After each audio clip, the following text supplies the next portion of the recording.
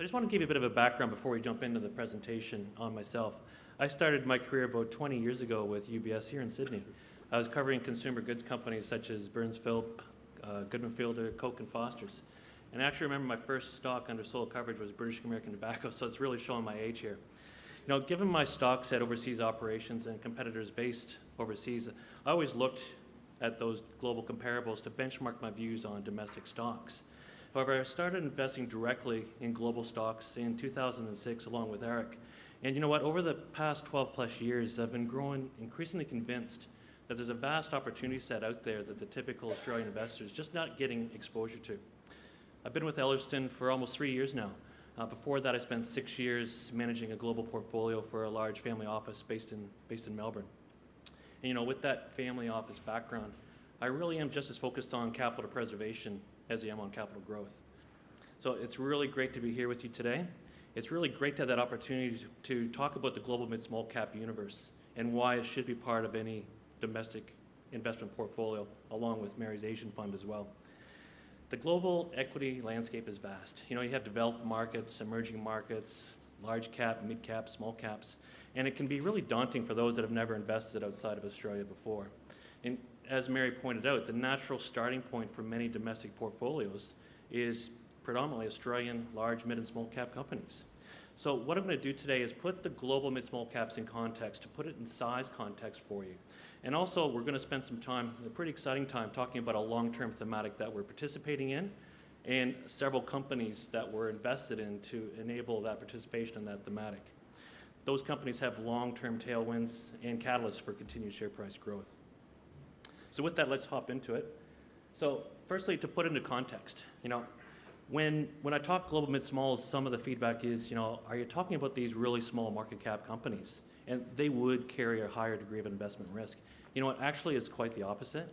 When we talk global mid-small caps, we're looking at companies with market caps around US $10 billion and below. And to put it into context, I put a few on the slide there. Zayo Group, they have around 8 billion market cap, US dollars. You have Teradyne at around a little over 5 billion, and Huntsman at around 6 billion as well.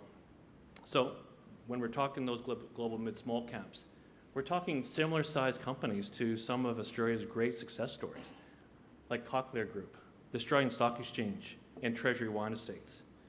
These companies would be considered large and safe in many domestic portfolios, and yet in our world, they're actually classified as global mid-small caps. So to put it into more context, you think of Zayo. If it was actually listed here in the Australian market, it'd be a top 50 stock. It'd be bigger than Computershare, bigger than the AMP, and bigger than the Stockland Group. So with that, now that we've kind of talked about the size and what we're looking at, they're not micro-cap or very small cap companies, they're sizable companies. So what we want to talk through now is a little bit more about the diversification benefits for your portfolio as well. You know, Australia does have some great companies, as highlighted on the chart, but you know, it's an increasingly globalized world, and some of the best investing ideas on the planet and some of the strongest investing trends are not actually accessible here in the Australian market. So as this chart highlights, there's a large opportunity set overseas in terms of potential investments. You know, as we focus on the left-hand side of the chart there, that's, you know, basically the mega cap companies. We're talking companies 10 billion, market caps up to over $200 billion. You know, it's a category that's just over 1,100 stocks, and there had been a race on to be that first trillion-dollar company. You know, Apple beat Google and Amazon out of the gate there, but those companies are incredibly well researched. They're really well known, and you can get access to them in some great funds. You can get access to them in ETFs, or you can invest in them directly. In terms of the coverage, there is a massive amount of coverage on these stocks. It's interesting that just the other day there was a brokerage house in the US that initiated coverage on Apple. And I had a look, and there's over 50 analysts already covering Apple. And I'm thinking, you know what, I'm sure it's very good and insightful, but what's the 51st or 52nd new analyst going to add to that? So I do find it's kind of hard to get the edge in that category of the market. As we move over to the right-hand side of the chart, you see there's over 8,000 stocks. Those are the global mid-small cap universe. It's over 7 times larger than that mega cap. And yet, you know what? It's actually a lot less covered. Sometimes there's companies in there that might have 1 or 2 analysts that cover the stock. I really do believe that for those willing to do the work, there's an incredible opportunity set there to harvest. When we think back to those success stories of the ASX, Cochlear, and Treasury Wine Estates, they're incredibly well-run companies. They've generated significant compound growth for shareholders over the last few years. In our world, they're mid-small cap companies. And I'm very firmly convinced that you have that exposure here domestically. You should have that exposure overseas as well. However, one thing that is clear, it's very hard to know where to find those companies and get exposure to those companies as well. So let's talk about the long term and future-proofing your portfolio. This chart, it's thought-provoking and amazing at the same time. If you look at it, what it is, basically it's showing you the average age of a company on the S&P 500. And what's happened over the last, since the mid-'80s till today, the average age has dropped from over 30 years down to 20. And that may be because of disruption. You've had, when you think about Amazon's, moving through the retail landscape, you've had a lot of business models which have been disrupted. You could have M&A in there, or you could have businesses which had poor capital structures as well. But what's happening is the average age is declining. And when you think about that, every 10 years, roughly half the S&P is going to get replaced. And what replaces them? Global mid-small caps of today. So if you're not investing in those global mid-small caps, you may be missing out on those large cap investments of tomorrow. There's studies out there that with the technology change that we're seeing today, that pace, that average age could actually get condensed to a little over a decade in the next several years. Now, at the most basic level, when you think about the global mid-small caps, they typically offer higher growth than many of the large cap counterparts. And that is a function of they may have large market shares in underpenetrated markets. They may be enabling current technology or developing future technologies, or they may be solving some of today's large issues in large established markets. And we'll touch on each one of those later in the presentation. One thing that I'd like to point out, it's amazing to think that both Amazon and Netflix actually started their lives in the mid-small cap space. Amazon listed in 1997 with a market cap a little over $400 million. And that's a far cry short of their close to $1 trillion market cap today. Clearly, over the last month, that's come down a bit. Netflix was a mid-small cap up until 2013. At the end of September, there was a $160 billion market cap. So don't feel sorry for little Netflix there. It's just that scale of the market overseas. When you think of $1 trillion market cap companies. And that's why for us, global mid-small caps are around that $10 billion. Are sizable opportunities overseas. So historically, before I jump into the next set, one thing that is quite clear that the domestic investor has had a real massive home bias. You think of superannuation, you think of your personal accounts. They've really been levered to the domestic exposures. And I think over time what that has resulted in is a significant opportunity cost for those that have been chasing yield. They haven't been getting the diversity and growth that you get with the offshore companies. And that's what we're going to talk about now. So this is something that I think we're going to be talking about for the next decade. I hope I'm lucky enough to come back every year and talk about how this is transitioning. I do believe we're at the cusp of a major technological revolution, and it's going to be broad-based across many industries. That technology change is going to be enabled by 5G. And this is what I'm talking about here. So this is a chart showing different compute cycles. And the most interesting aspect of this, every cycle generally dwarfs the last by a factor of 10. When you look at the PC cycle, and that's basically going from the mainframes to the PCs, that was represented by hundreds of millions of units.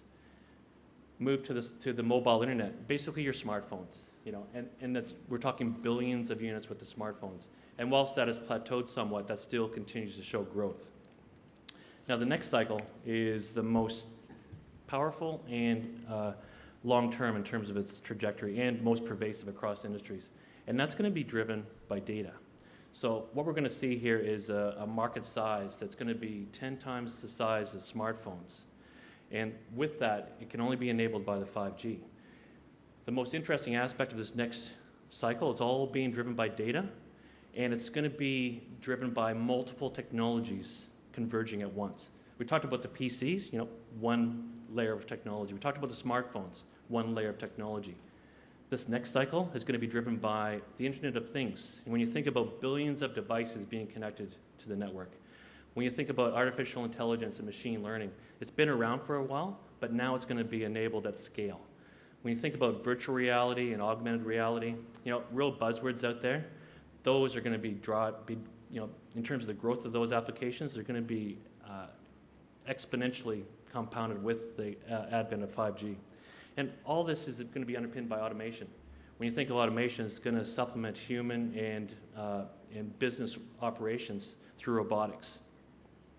But like I say, it's important to note that none of this is going to be enabled without a robust and scaled 5G network. And when you think about the 5G network, it's going to take some time to roll it out, I'll admit that. But what it's going to do, it will enhance your mobile experience. But what it's going to really drive, when you think about it, is autonomous driving. It's going to really drive artificial intelligence, machine learning, and it's really going to drive the industrial Internet of Things. 5G over time is going to be like electricity for us. We're going to expect it to be on and fast wherever we are. And I can say 5G and all that, but you say, what does it actually mean in terms of size and speed? When you think about a 3G network, if you were to download a high-definition movie on a 3G network, it would take you over a day. Remember that spinning wheel of death while you're waiting for that video to download. On a 4G network, it takes several minutes. On 5G, a couple seconds. So it just shows you how that is scaling over time. And as that compute increases in speed, the cost of it comes down. And that's what's going to enable all these new technologies. When you think of 4G, it enabled Netflix. Like Netflix wouldn't really work without a 4G network in place today. And we really don't know what the 5G killer app is going to be, but I've got a firm view that it's going to have much broader implications. I don't believe it's just going to be consumer-led. I believe it's going to be industrial-led. It's going to be across manufacturing, healthcare, transport, you name it. It's going to be a broad-based application that we're all going to benefit from. It's interesting. There's studies been done about what 5G alone, as it's being rolled out, in terms of spend on infrastructure, what it could add to the global economy. And IHS Markit estimates that it could add the size of the economy of India over the next 15 years to the global GDP growth. It's incredible to think what the scale of this could be. 5G is going to be this technology platform that's going to connect cars and cities, hospitals and homes and people to things, to everything around them in more meaningful ways. But you know what? Implementing any of these 5G use cases that we've talked about, it's going to be very difficult, and it's going to require a lot of research and development and a lot of spend on communication services. And with that, it's really hard to pick who is going to be the winner from this big trend. And for us, what we know from talking with our companies and listening to other companies, every company on the planet is developing a digital strategy today. It's not a question of if our business could be disrupted or if we could fall behind our competition. It's when and how are we going to stop that. And it's not just the CIOs as Chief Information Officer's discussion anymore. It's right up at the CEO level right now. And that's going to be driving all these companies spending on R&D and understanding where they're placed in this technology cycle. So what we like to do, we like to buy companies that are providing what I like to call the digital picks and shovels. Companies that are enabling and helping develop these trends rather than trying to pick the winner, because right now it's very hard to determine. But you know what? No matter who wins in this 5G land grab, one thing is for certain is data and data growth is going to continue to grow strongly. This is a chart. I was at a conference. This is back in not too long after the GFC. And it was a conference at a UK data center owner. And what struck out me at the time and since then, he put the chart up and he says, show me where the GFC is. And you look at this chart of internet usage, and you cannot see where the GFC is. That is a powerful underlying demand dynamic that was underpinning a lot of those companies at the time. And I'll admit, during that time through the GFC, the share prices fluctuated a lot. We know what the economies did during that time. But at the end of the day, the real business drivers of these companies were actually accelerating through that time. Now, you look at little 2012 there on this chart. This is a chart of data generation over time. And with the advent of 5G, with artificial intelligence, with machine learning, with the industrial Internet of Things, you can see what's being guided to in terms of data growth over time. It's an incredibly strong thematic and one that's going to be driving a lot of business models over the next several years. So now let's talk about how we're participating in this. I'm going to talk about a few companies here that are really underpinned by this strong data trend. And the first one I'm going to talk about is Zayo Group. So we talked about the digital stream, we talked about the mobile traffic, we talked about the driving growth in the bandwidth. What Zayo has here, they're a large infrastructure owner of fiber assets, predominantly in the US, but they also have operations in the UK and Europe as well. Think of what we've seen in the past few years with Netflix and Spotify, Amazon and the other large cloud companies really driving bandwidth growth. That bandwidth growth that we've seen in the previous slide is probably going to accelerate from here. With bandwidth, you need fiber. So the way I like to think about it, fiber is to bandwidth as what the road is to cars. Without fiber, bandwidth can't move at speed and can't provide these innovations that we need for tomorrow. I like to think of fiber as this infrastructure which supports future innovations. But you know what, it's interesting, fiber is actually becoming increasingly scarce. There's been a lot of consolidation over the past few years in terms of fiber. There's been large tower companies buying fiber assets. There's been strategic investors buying fiber assets because they see what we're seeing. They're seeing that data growth. And they understand that these assets are very hard to replicate.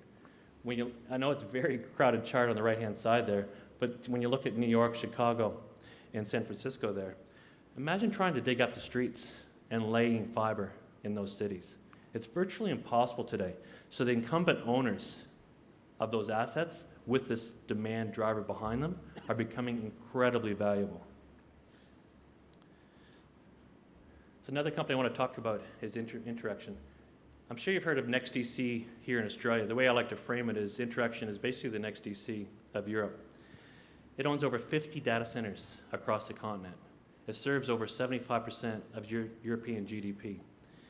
It also benefits from this data growth, but the beauty of their business model is roughly 70 to 80% of their growth every year comes from companies just growing inside their existing facilities. Mary mentioned Tencent. Tencent chose Interaction's Frankfurt facility as their foundation for their European cloud strategy. The other aspect with Interaction, with this demand that's really driving the business, they've announced capacity additions of over 30% over the next 18 to 24 months. And you know what? Several years ago, that would have been viewed as a negative because there was a worry about overbuild, but because demand is growing faster than what you can put new facilities in place, they're actually getting pricing power today. 2 nights ago, they announced additional capacity additions. They're actually going to grow their business by 45% in the next 2 years, and a lot of that is already underpinned by existing customers contracting with them for that future growth. 95% of Interaction's revenue is recurring. I love businesses when you open up the door each year, 95% of the business is already there and can be growing with existing customers inside there. It's interesting, it's growing top line at mid-teens today. And that's despite the business actually doubling in the past 4 years. The past few quarters has actually accelerated its growth. And we recently talked with the company, it's about 3 weeks ago now, and the big takeaway was we're seeing a step function change in demand. Before it used to be 2 or 3 cloud players when you think of the Amazons and Microsoft Azure and Google, growing and building inside 4 of their big facilities, or big countries I should say. Now they're seeing 6 to 8 cloud players deploying across their entire footprint. It's not the demand that's holding them back, it's getting access to supply. And that's why they're announcing these new capacity additions. Another way I like to think about Interaction, they're building the digital factories, which are underpinning the internet of today and all these new innovations of tomorrow. And Interaction is very similar to Zayo. It doesn't matter who wins in all this. Infrastructure owners like this, with assets that you incredibly hard to replicate, will only win with the amount of data that's going to have to be driven through their assets. I'm going to change gears a little bit here and talk about a company that's actually enabling. It's a testing company. They're based in Santa Rosa, California. It's a company called Keysight. Keysight was spun out of a much larger company called Agilent a couple of years ago. It's got a net cash balance sheet and trades at 9 times EBITDA. And that 9 times is going to sound pretty cheap to you when I tell you what they do. So they're the largest electronic test and measurement company in the world. They have close to 25% market share. They're the largest player in 5G testing. When you think about what we talked about with all these new applications that come through, when we think about what it needs from a 5G network to make it work, think of security. Think of all the spending in R&D to put all this together. It's very difficult.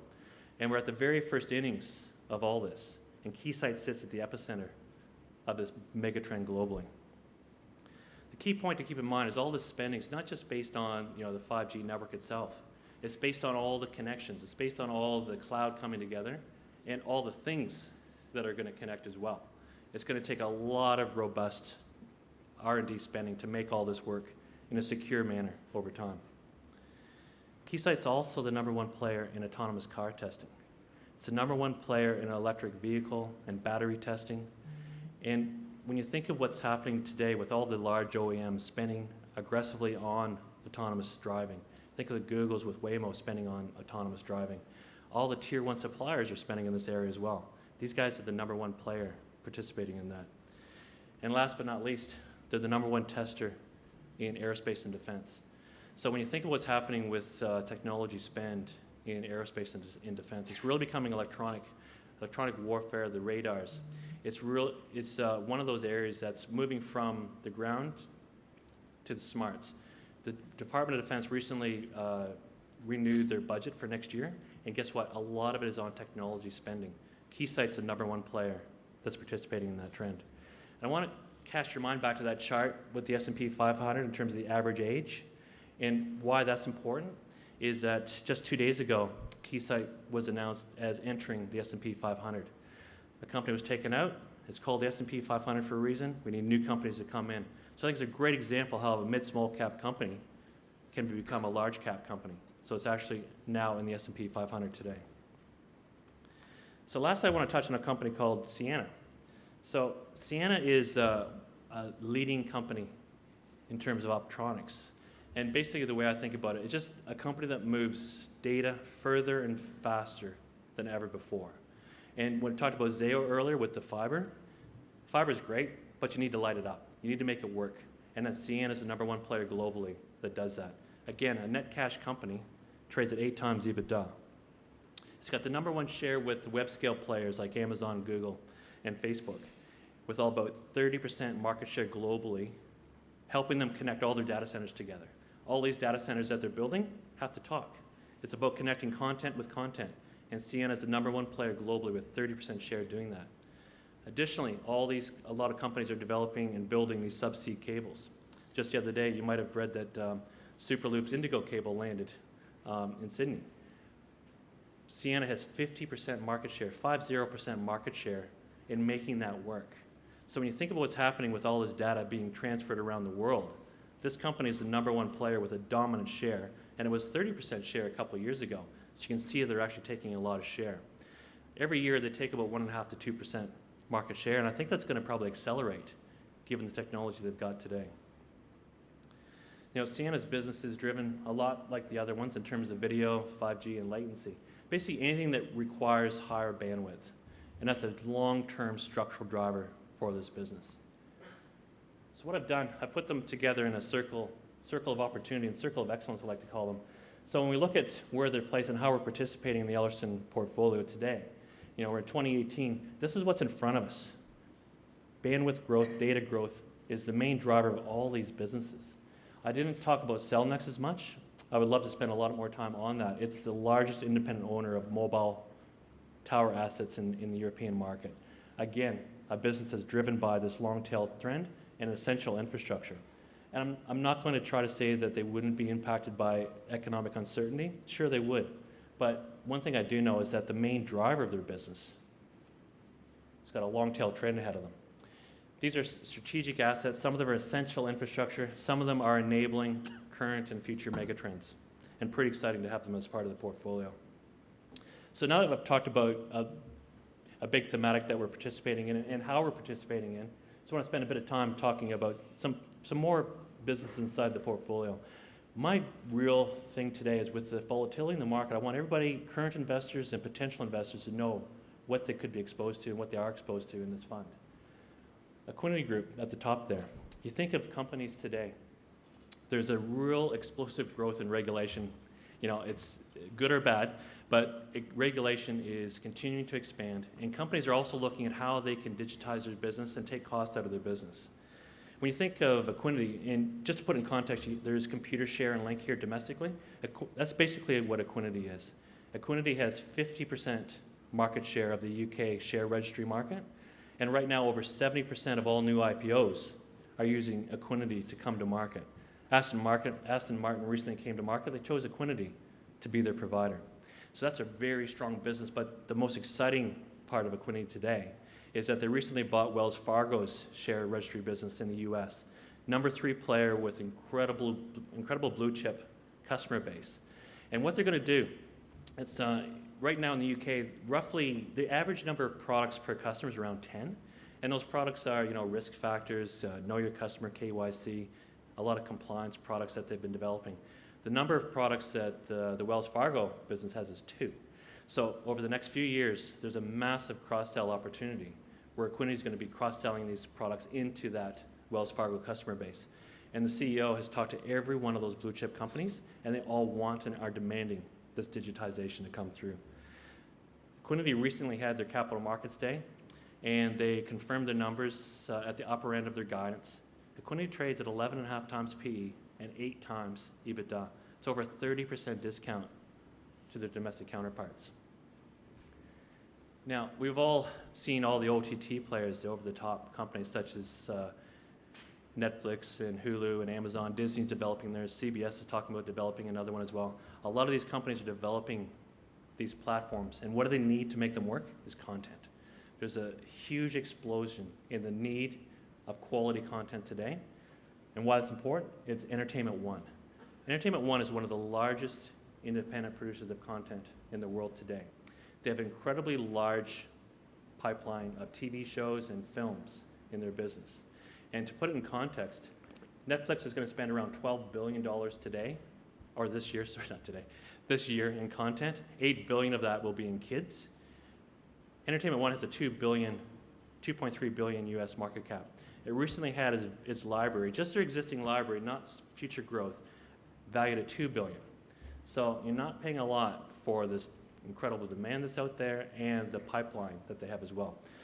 The real jewel in the crown that we feel for Entertainment One, though, is its family division. And today that's underpinned by Peppa Pig and PJ Masks. Peppa Pig last year did $1.3 billion of retail sales. PJ Masks did $1 billion. And that was up 3 times from the year before. So PJ Masks the year before last did $300 million. See, the growth in that business is exponential. We feel that those 2 assets alone can get up to around $2 billion of retail sales. Next year, we've got Ricky Zoom coming in. I always smile when I say Ricky Zoom because it's going to be a massive opportunity for Entertainment One. Around early 2019, we'll see Ricky Zoom come to the market, and we'll see them being rolled out globally as well. Peppa Pig's being rolled out pretty aggressively in China today. And one of Mary's companies, Alibaba, and Entertainment One are co-producing Peppa Pig movie that's going to be rolled out or launched in 2019. Why that's important? Next year is the year of the pig in China. So we're going to see a big growth in Peppa Pig for next year. When you think about those 3 properties that I mentioned, there's 7 or 8 more in the pipeline. And it gives us a lot of confidence on a business that's trading pretty much at its library value today of what it can be over time. Now, I talked about the infrastructure spend, and we touched on Zayo Group and Interaction, Cellnex briefly, but I want to talk about Premier. If you remember, I talked about companies that are solving large problems of today. When you think of healthcare spending, it's one of the main things or main issues in the market. In the US, there's about $1.1 trillion of healthcare spending just on services alone. Premier is one of the largest businesses that is helping it address this spend. It's a group purchasing organization that has relationships with over 80% of the US healthcare and hospital systems. And what they do with that big buying power, they go to all the suppliers, like all your pharmaceutical companies, and say, look, we're buying on behalf of this. What deal can you strike with us? And what they're finding is that for every dollar spend that a hospital gives to Premier to do this in terms of the platform, they get a $17 saving, 17 to 1 ROI, which is incredible. But the most powerful part of Premier for us today is they have data on 45% of the US outpatient population. With machine learning and AI, they're going to be developing a lot of innovative products. they're going to sell these products to their existing customer base. So that's a company that's solving a large problem today. I was asked, you think of a healthcare company like that, are they actually making money? Net cash balance sheet, 9 times EBITDA. Incredible value for a company with a long runway of growth ahead of them. So now that I've talked about some of the positions that we have, some of the mega trends that we're benefiting from today, I just want to talk about a slide we put up at the AGM. It's gross returns over the last couple of years have been over 15%, which is great. And that said, the month of October has been volatile. There's no doubt about it. But I hope you've taken away from this when I talked about the stocks in the portfolio. There's some long-term thematics here that we're benefiting from, and long-term ideas which have drivers behind them, typically irrespective of the market cycles. So like you, we're conscious of market volatility, but with those companies I talked about, we're really focused on that asymmetric risk-reward. And I think that's really highlighted here in the upside-downside capture, which we're incredibly proud of. Since inception, the fund has captured over 80% of the upside movements in the market, while only being impacted by less than 30% of the downside. For me, that's a real function of that capital preservation, capital growth, looking at these long-term drivers and picking companies that have this asymmetric risk-reward profile. But like you, we're very focused on the market volatility, but I hope with the companies that we've talked about today, you can understand how our confidence level and our discipline around the long term has not changed. And I think it's an important point to leave you with here today, because the short-term movements in the market can cloud you and can make you lose sight of these long-term investment opportunities of tomorrow. So I thank you so much for your time today, and I hope I've come away with a bit of granularity of what we own, what you can be exposed to as potential investors, and what you are today as current investors. And we've been diligently looking at the portfolio, the risks around it, and we've come out even more convicted than we were before. So again, thank you so much for your time.